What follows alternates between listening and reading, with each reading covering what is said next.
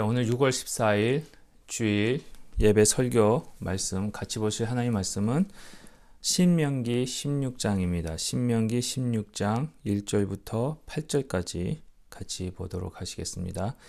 신명기 16장 1절부터 8절까지 제가 봉독해 드리겠습니다. 압비월을 지켜 내 하나님 여호와께 유월절을 행하라. 이는 압비월에 내 하나님 여호와께서 밤에 너를 애굽에서 인도하여 내셨음이라. 여호와께서 자기의 이름을 두시려고 택하신 곳에서 소와 양으로 내 하나님 여호와께 유월절 제사를 드리되 유교병을 그것과 함께 먹지 말고 이래 동안은 무교병 곧 고난의 떡을 그것과 함께 먹으라. 이는 내가 애굽 땅에서 급히 나왔음이니 이같이 행하여 내 평생에 항상 내가 애굽 땅에서 나온 날을 기억할 것이니라. 그 이래 동안에는 내 모든 지경 가운데에 누룩이 보이지 않게 할 것이요 또 내가 첫날 해질 때에 제사 드린 고기를 밤을 지내 아침까지 두지 말 것이며 유월절 제사를 내 하나님 여호와께서 내게 주신 각 성에서 드리지 말고 오직 내 하나님 여호와께서 자기의 이름을 두시려고 택하신 곳에서 내가 애굽에서 나오던 시각 곧 초저녁 해질 때에 유월절 제물을 드리고 내 하나님 여호와께서 택하신 곳에서 그 고기를 구워 먹고 아침에 내 장막으로 돌아갈 것이니라. 너는 엿새 동안은 무교병을 먹고 일곱째 날에 내 하나님 여호와 앞에 성회로 모이고 일하지 말지니라. 아멘. 오늘 말씀은요, 하나님께서 이스라엘 백성들에게 유월절에 대해서 가르쳐 주시고요, 또한 유월절과 함께 무교절을 가르쳐 주고 계십니다. 이스라엘 백성들은 유월절과 무교절을 지켜야 됩니다. 이 유월절과 무교절은 이스라엘 백성들에게 있어서는 가장 큰 명절 중에 명절입니다. 다음에 나오는 초막절도 있고 칠칠절도 있고 그렇게 됩니다. 그렇지만 특별히 오늘 유월절과 무교절은 하나님께서 이스라엘 백성들을 애굽에서 구원해 주신 그 은혜를 기억하게 하시고 그 기억을 계속해서 자자손손 할 수 있도록 명하시는 모습을 보여주고 계십니다. 특별히 이 본문 말씀을 통해서요, 왜 하나님께서 유월절을 명하셨는지, 그리고 무교절은 왜 명하셨는지, 그 이유가 그 내용들을 살펴봄으로 해서요, 같이 은혜를 나눴으면 좋겠습니다. 첫 번째는 하나님께서 유월절을 지키라고 말씀을 하고 계십니다. 유월절은 다 아십니다. 그렇죠? 유월절은 이스라엘 백성들이 출애굽, 애굽에서 해방될 때에, 구원받을 때에 하나님께서 그들을 구원시키시기 전에 10가지 재앙을 애굽에다가 주십니다. 그랬을 때에 그 10가지 재앙 중에 마지막 재앙인 10번째 재앙, 장자를 죽이시는 재앙에서 이스라엘 백성들을 또 구별하시고 구원하시기 위해서 그 유월절을 장자를 죽이는 그 재앙에서 어떻게 피할 수 있는지, 구원을 받을 수 있는지에 대해서 방법을 가르쳐 주십니다. 그래서 어린 양을 잡아서 그 피를 문설주에 바르면 그 밤에 그 장자를 데리러 온 그 죽음의 사신들이, 아니 하나님의 천사가 그 피를 볼 때에 그 집은 장자를 죽이지 않고 살려주는 그런 일을 기억하면서 유월절을 지키게 합니다. 그래서 그 피를 볼 때에 하나님께서 넘어가셨다, pass over 하셨다. 그래서 pass over, 유월절이라고 부르고 있습니다. 근데 솔직히 이 히브리어 구약 성경을 보시면은요, 이 유월하다 해서 pass over 할 때 그 단어가요, 솔직히 저희들이 생각하듯이 봤을 때 피가 있네, 그리고 뛰어넘어서 그냥 지나치는 그런 정도의 의미가 아닙니다. 그 피를 봤을 때에 그 원래의 히브리어 말로 이 패스 오버이라는 그 단어의 의미는요, 하나님께서 그것을 위해서 그 피를 봤을 때 보호를 제공하시다라는 의미가 있습니다. 다시 말씀드리면요, 그냥 봤을 때 지나쳐야지, 그게 아니라요, 피가 있네, 그럼 거기다 보호막을 쳐주어야지, 그런 뜻입니다. 그래서 이사야서 31장 5절에 보시면은요, 신명기 16장 1절에 나와 있는, 또 출애굽기에 나와 있는 이 유월절, 유월하다, 내가 너를 그 피를 볼 때 넘어가리라 했을 때 이 넘어간다라는 그 뜻을 이렇게 이제 똑같은 단어가 이사야서 31장 5절에 나와 있는데요, 이사야서 31장 5절에서는 이렇게 얘기하고 있습니다. 새가 날개치며 그 새끼를 보호함 같이 나 만군의 여호와가 예루살렘을 보호할 것이라. 그것을 호위하며 건지며 뛰어넘어 구원하리라 하셨느니라. 여기서 저희 한글 성경에서는요, 호위하고 건지고 이 뛰어넘다, 이 뛰어넘다가 이제 패스 오버리라는 뜻입니다. 유월하다라는 뜻인데 솔직히 이 상황을 보시면은요, 이 이사야서 31.5절을 보시면은요, 새가 날개 치면서 그 새끼를 보호하는 그 그림을 그려주고 있습니다. 그 새끼가 그 날개 엄마의 그 새가 그 새끼들을 보호하는데 어떻게 보호하느냐? 그 위를 빙빙 돌면서 그 위를 호위하는 겁니다. 그리고 건지고요. 구원하는데 여기서 단순히 뛰어넘는다, 모른 척하고 그냥 넘어가 버린다라는 의미가 아닙니다. 그렇죠? 호위하다, 건지다, 구원하다라는 뜻과 함께 이 패스오브리라는 뜻은 뭐냐면 살리다라는 뜻을 여기서 포함하고 있습니다.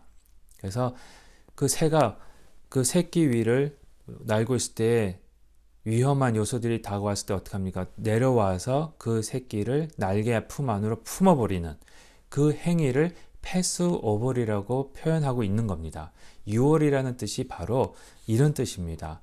하나님께서 새가 날개를 독수리가 자기의 새끼들을 보호하기 위해서 큰 날개를 펴서 그 새끼를 날개 안으로 모으듯이 아니면은 어떤 사람이 와서 그 새끼들을 끌어안아서 자기 몸으로 그 새끼들을 방어하듯이 그 하나님께서 그 피를 봤을 때에 거기다가 보호막을 쳐주시고 독수리의 날개로 모으듯이 날개로 이렇게 덮으시듯이 하나님의 보호의 장막을 덮으시겠다라는 뜻이 유월의 뜻입니다. 그 유월절이라는 것은요, 하나님이 그 피를 보셨을 때에 그 피를 가지고 있는 집안을 하나님의 보호막으로 완전히 덮으셔서 거기에 죽음이 침투하지 못하도록 하시겠다는 것입니다. 특별히 유월절은요, 이 구원의 날이기도 하지만 또 심판의 날이기도 합니다.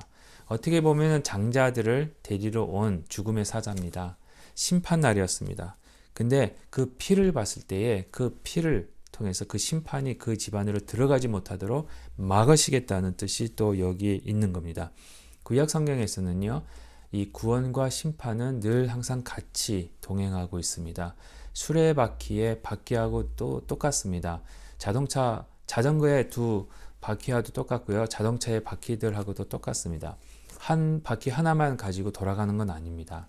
두 바퀴든지 네 바퀴든지 동시에 같이 돌아가는 것. 그러니까 심판과 구원은 같이 돌아가는 그런 하나님의 역사임을 구약에서는 보여주고 계십니다. 이와 같이 장자를 치시는 장면, 10가지 재앙이 다 그렇습니다. 애굽 사람들에게는 심판이었고요. 구원받을 자들인 이스라엘 백성들에게는, 하나님의 백성들에게는 그거는 구원의 소식이었습니다. 이와 같이 그 피를 통해서 예수님께서 십자가에 돌아가신 것도 똑같습니다. 죄를 통해서, 죄에 의해서 죄의 삭은 사망이라고 하셨는데 심판받을 수밖에 없는 그런 저희들을 용서해 주시기 위해서는 저희들을 대신해서 누군가가 심판을 받으셔야 됐다는 겁니다. 그것이 예수님이셨습니다. 십자가 위에서 저희들 대신에 심판을 받으시고 심판을 저희들에게는 다가오지 못하게 하시고 그 피로 저희들을 씌우셨을 때에 보호막이 덮였을 때에 하나님은 저희들을 살리시는, 구원해 주시는 그런 모습이 있습니다. 그래서 그 피를 언약의 피라고 부릅니다. 히브리서 9장 20절에서는요. 이르되 이는 하나님이 너희에게 명하신 언약의 피라. 그러니까 출애굽기 에서도 출애굽하실 때도 이 6월절에서도 그겁니다. 약속을 하신 겁니다. 하나님께서 그 피를 볼 때에 그 집안은 살리시겠다는 언약을 하신 겁니다. 솔직히 그 집안에 누가 있는지 하나님은 따져보시지 않으셨습니다. 그 집안에 어떤 식구들이 살고 있는지, 그 집안에 있는 사람들의 성품이 어떤지, 그 집안에 있는 사람들이 어떤 일을 착한 일을 많이 했는지 안 했는지 악했는지 상관 않으셨습니다.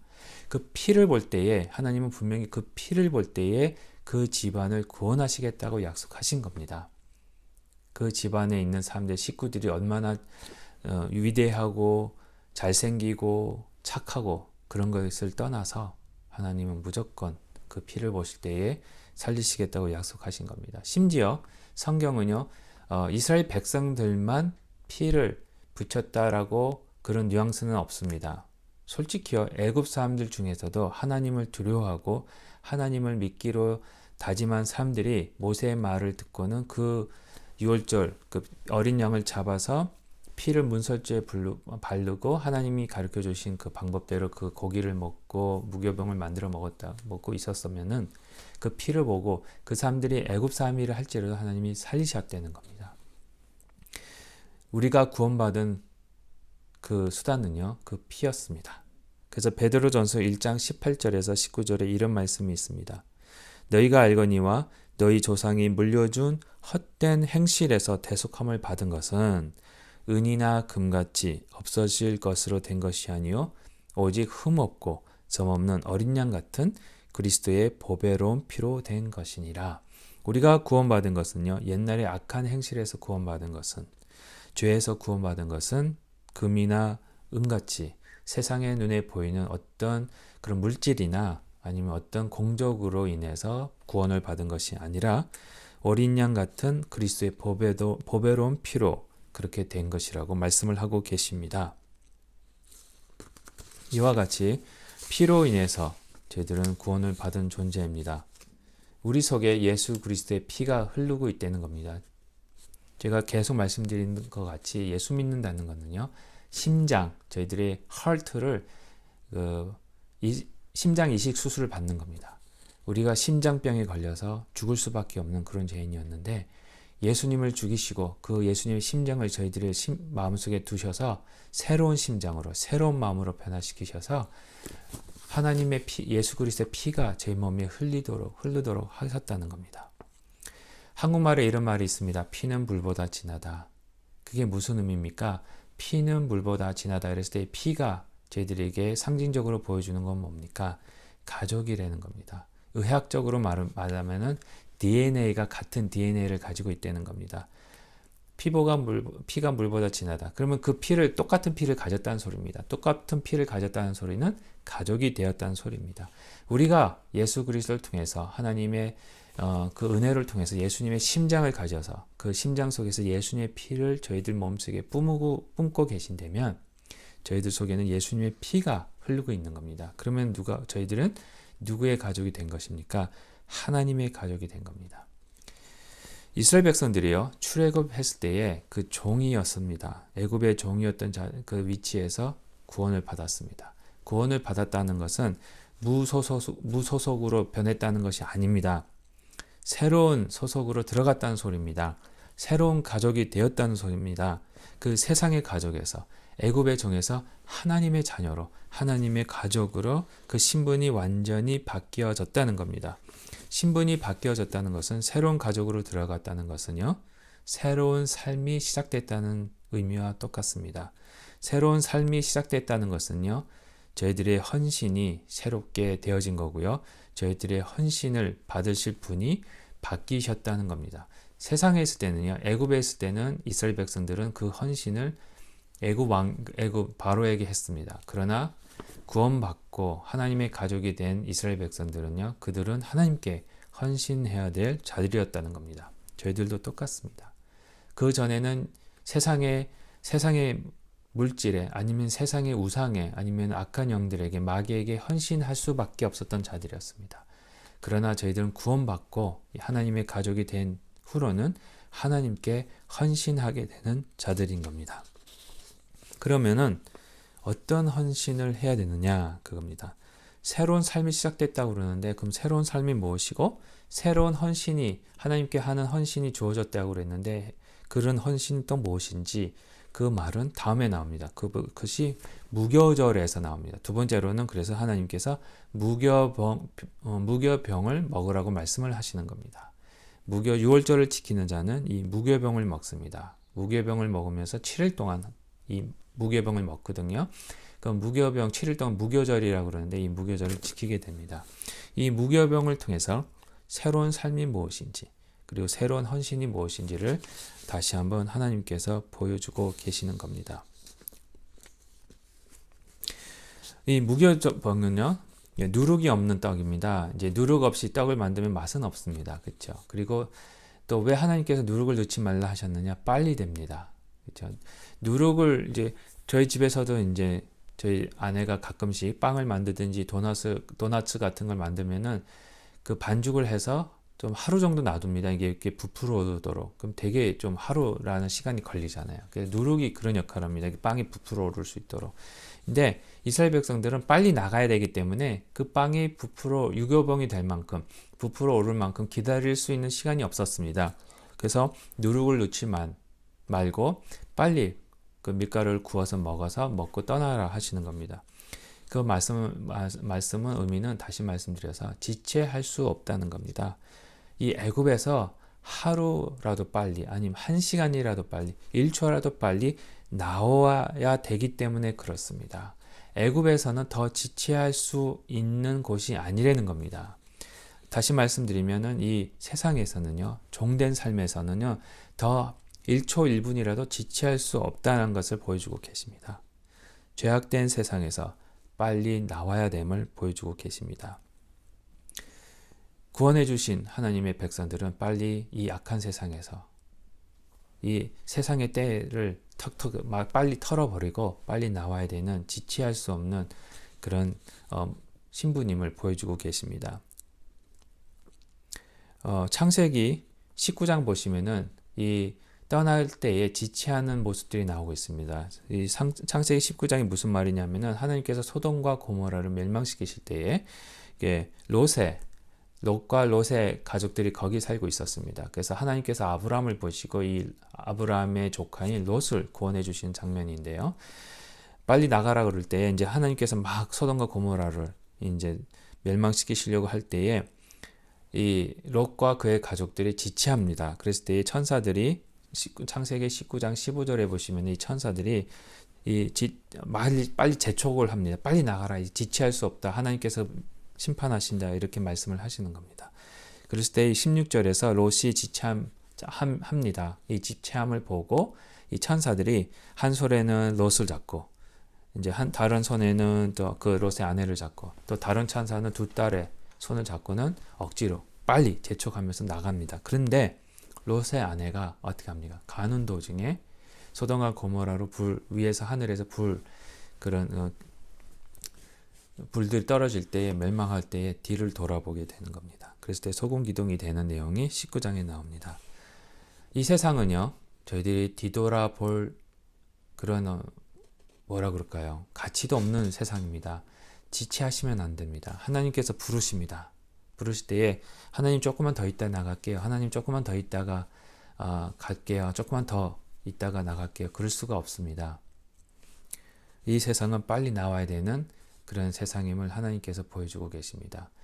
저번 주에도 말씀드렸나요? 2주 전에도 그렇죠. 죄라는 문제가 그렇습니다. 죄를 결단할 때는 지체하시면 안 됩니다. 바로 순간 잘라내셔야 되는 그런 의미를 저희들에게 보여주고 있다는 겁니다. 그래서 무교병이 그겁니다.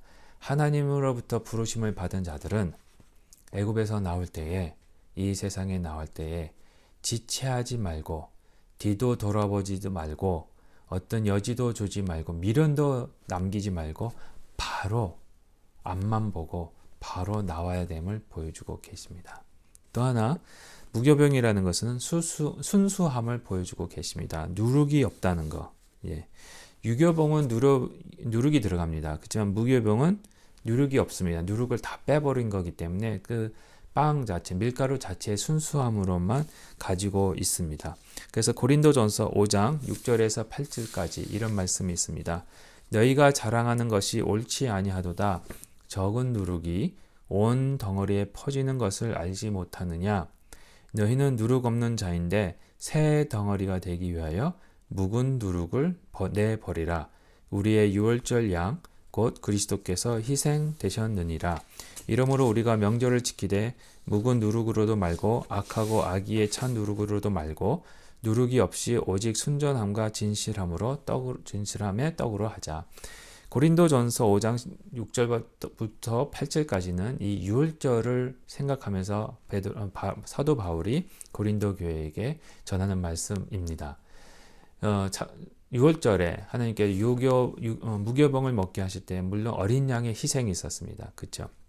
그걸 통해서 피로 인해서 새로운 피를 받았습니다. 새로운 피를 받은 자로서 예수님의 자녀, 가족이 된 자로서 이 순수함을 하나님께서 새롭게 하셨음을 보여주고 계시는데 그거를 고린도전서 5장에서 사도 바울은 이렇게 해석을 하고 있는 겁니다.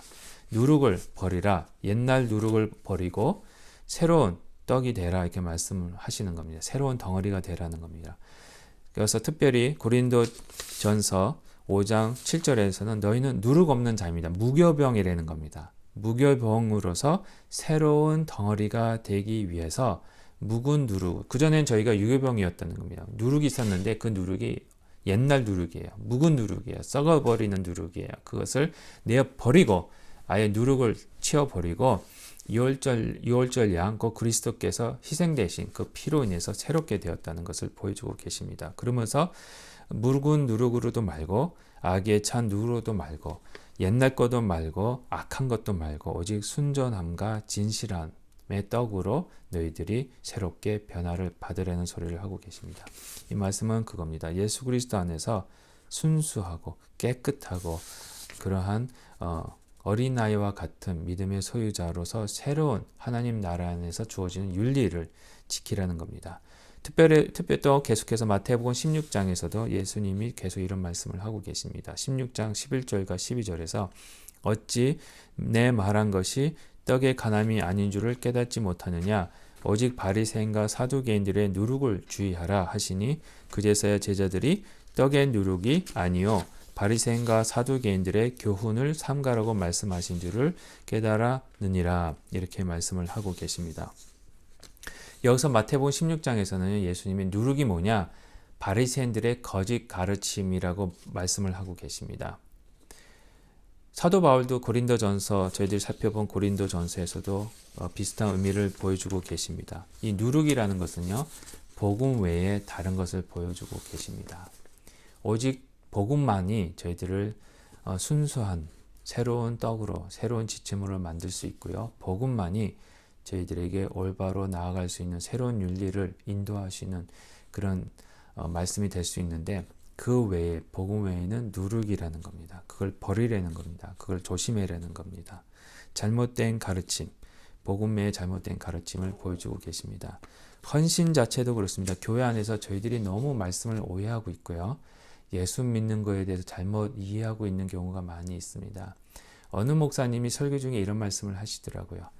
헌신을 하십시오라는 말 자체가 틀렸다는 겁니다. 헌신하지 마시고 죽으시라고 말씀을 하시더라고요. 그분의 목사님.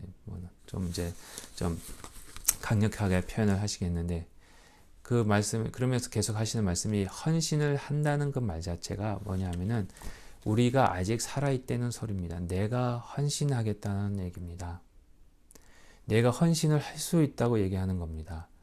나의 헌신이 하나님께서 받으시는 아름다운 모습으로 내가 만들 수 있다라는 겁니다. 그거는요, 복음이 아닙니다.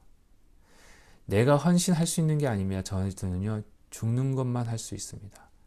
내가 죽을 때에 올바른 헌신이 하나님으로부터 저희들에게 주어지는 겁니다.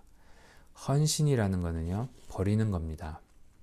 제가 버리는 것은 저희들의 삶을, 저희들의 생각을, 저희들의 목숨을 저희들이 스스로 버릴 수 있는 삶이 많이 없습니다. 할 수도 없습니다. 그러나 내게 능력 주시는 자 안에서 하나님께서 온전히 이루실 때에 저희들은 온전히 저희 자신들을 포기할 수 있고요. 저희들의 생각을 포기할 수 있고요. 저희 자신들을 하나님 앞에서 하나님께 드려지는 산 예물, 산 제사, 죽어지는 제사가 될 수 있다는 겁니다. 성령 안에서. 그래서 십자가를 지고 따라오라는 겁니다.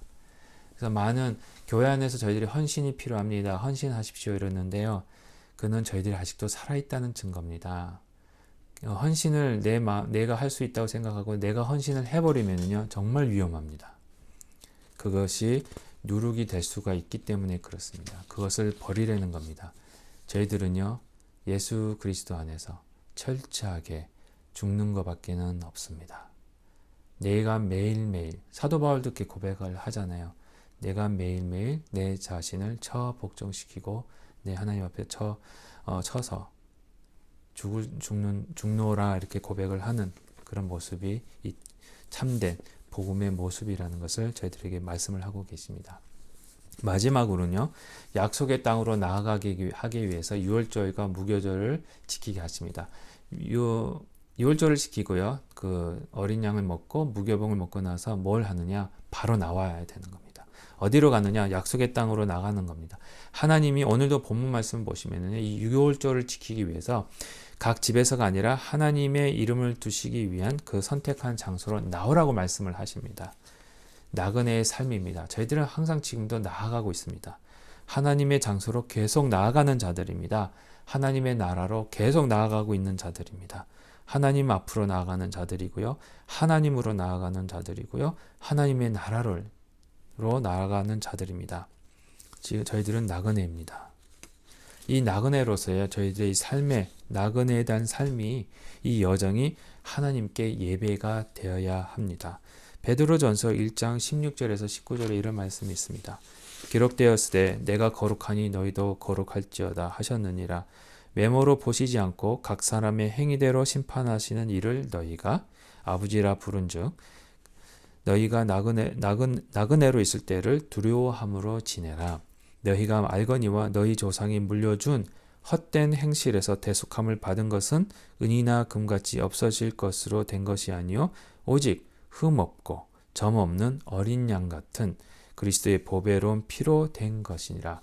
여기서도 말씀을 하고 계십니다. 너희가 나그네로 있을 때 두려워함으로 지내라 하십니다. 저희들은 하늘나라로 가고 있습니다. 이미 저희들은 하나님의 자녀가 되었습니다. 이미 저희들은 하나님 나라로 들어와 있습니다. 그러나 아직 완성되지 않은 자들입니다. 아직 공사 중이고요. 아직 하나님 나라도 완성되지 않았습니다. 하나님 나라를 지금 미래 저희들이 경험할 수는 있습니다. 그러나 아직 완성되지는 않았습니다. 언제 완성되느냐? 예수님이 재림하실 때, 그리고 저희들이 하나님을 만날 때, 그때까지는 저희들이 나그네 삶을 살고 있는 겁니다. 나아가야 됩니다. 나가셔야 됩니다. 앞으로 전진하셔야 됩니다. 뒤로 물러서면 안 됩니다. 계속 앞으로 나가셔야 됩니다. 근데 나갈 때 어떻게 해요? 두렵고 떨림으로. 왜요? 저희들에게는 항상 유혹이 있기 때문에, 이 거짓 복음들이 저희들을 계속해서 유혹하고 있기 때문에 그렇습니다. 저희들의 이 나그네 삶이 저희들에게 의인된 삶을 될 수 있다고, 우리가 스스로 의롭게 살 수 있다고, 성자가 될 수 있다고, 거룩하게 살 수 있다고 얘기하고 있기 때문입니다. 저희는 헌신을 하길 원합니다. 아까도 말씀드렸지만, 그러나 왜 힘든 줄 아십니까? 내가 하려고 하기 때문에 그렇습니다. 왜 자꾸 실패하는 줄 아십니까? 나의 노력이 들어가기 때문에 그렇습니다. 저희들은 항상 예수님이 주시는 말씀 안에서, 복음 안에서 온전히 순종할 뿐입니다. 그럴 때에 하나님께서 저희들을 그 나그네 길을 두렵고 떨림으로 나아가게 하시고 계신다는 겁니다. 베드로전서 2장 10절부터 12절에도 계속해서 이런 말씀이 있습니다. 너희가 전에는 백성이 아니더니 이제는 하나님의 백성이요 전에는 국류를 얻지 못하였더니 이제는 국류를 얻은 자니라. 사랑하는 자들아 거루민과 나그네 같은 너희를 권하노니 영혼을 거슬러 싸우는 육체의 정욕을 제어하라. 너희가 이방인 중에서 행실을 선하게 가져 너희를 악행한다고 비방하는 자들로 하여금 너희 선한 것을 보고 오시는 날에 하나님께 영광을 돌리게 하려 함이라. 거루민과 나그네 같은 저희들을 권하시면서 나그네의 삶을 사는 저희들의 육체의 정욕을 제어하라 하시면서 새로운 헌신을 보여주고 계십니다. 이와 같이 새로운 헌신인 저희들에게 예배가 되고요. 그 예배는 하나님 나라로 가는 여정을 보여주고 있습니다. 그 여정을 가는 데 있어서 그 여정이 저희들에게 산 제물이 되는 예배가 되는 그런 모습을 하나님은 저희들에게 허락하고 계시고 요구하고 계시고 또 그런 모습이 나타나도록 인도하고 계신다는 겁니다. 그러므로 더 두려움으로 나아가는 것, 그리고 새로운 헌신으로서 그것이야말로 십자가를 지고 하나님 앞에 나아가는 모습을 보여주고 계십니다. 헌신은 버리는 겁니다. 헌신은 저희들이 하는 게 아니라 하나님 앞에 저희들의 모습을 온전히 버림으로 해서 나타나는 결과입니다. 내가 헌신을 할 때에는 나의 모습이 나타날 수밖에 없습니다. 예수님이 없습니다. 그러나 예수님 안에서 제 자신을 죽이고 사도 바울이 고백한 것 같이 내가 매일 죽노라 라고 고백한 것 같이 저희들이 매일 우리의 자신을 예수님 안에서 죽이고 처복종시킬 때에 하나님께서 원하시는 헌신의 모습이 나타나게 된다는 겁니다. 결론적으로 말씀드리겠습니다. 유월절은 예수님의 피를 보시고 우리를 죽음에서 심판에서 구원하신 하나님의 은혜를 보여주고 계십니다. 보호하시는 하나님의 은혜를 가리키고 그걸 기억하고 하나님께 영광을 돌리라는 겁니다. 무교절은 이 세상에서 빨리 나오기를 원하시는 하나님, 그리고 그 하나님의 은혜가 얼마나 큰지 그 큰 은혜를 깨달아 알아 정결케 하시는 하나님을 바로 보게 하시는 은혜가 거기에 있습니다. 또 하나님께 나아가는 예배로서 나그네의 삶으로서 우리의 나그네의 삶 속에서 움직이는 우리의 모습 속에서 하나님의 선하시고 인자하시고 거룩하신 모습이 나타나기를 원하시는 하나님의 역사가 또한 여기 속에 있습니다. 이와 같이 하나님의 피를 보시고 예수 그리스도의 피를 보시고 그 피를 통해서 우리를 구원하신 하나님의 은혜를 바라보시고 또 그 이 세상에서 나와서 하나님 나라로 계속해서 전진해 나가는 그리스도의 하나님의 성품을 올바로 증거할 수 있는 저와 여러분이 되시기를 주님의 이름으로 축원드립니다. 기도하시겠습니다. 하나님 감사합니다. 말씀 속에서 올바로 서게 하시고 말씀 속에서 예수님의 피로 구원받은 저희들의 모습을 바라보게 하시고 하나님의 은혜를 기억하게 하시니 감사합니다. 또 무교절을 통해서 저희들이 이 땅에서 불러주셨고 또 빨리 지체하지 않고 나오기를 원하시면서 인도하시는 하나님의 모습 순수하게 주님만을 바라보면서 예수님의 거룩한 피 안에서 부활을 바라보면서 나아가게 하시는 하나님의 은혜, 또한 나그네 삶에서 나그네 길이 예배가 되게 하시는 하나님의 역사를 통해서 저희들이 주님께 영광 돌릴 수 있도록 인도해 주시고 함께하여 주시옵소서. 늘 저희들과 동행해 주심을 감사하며 예수님의 이름으로 기도합니다. 아멘.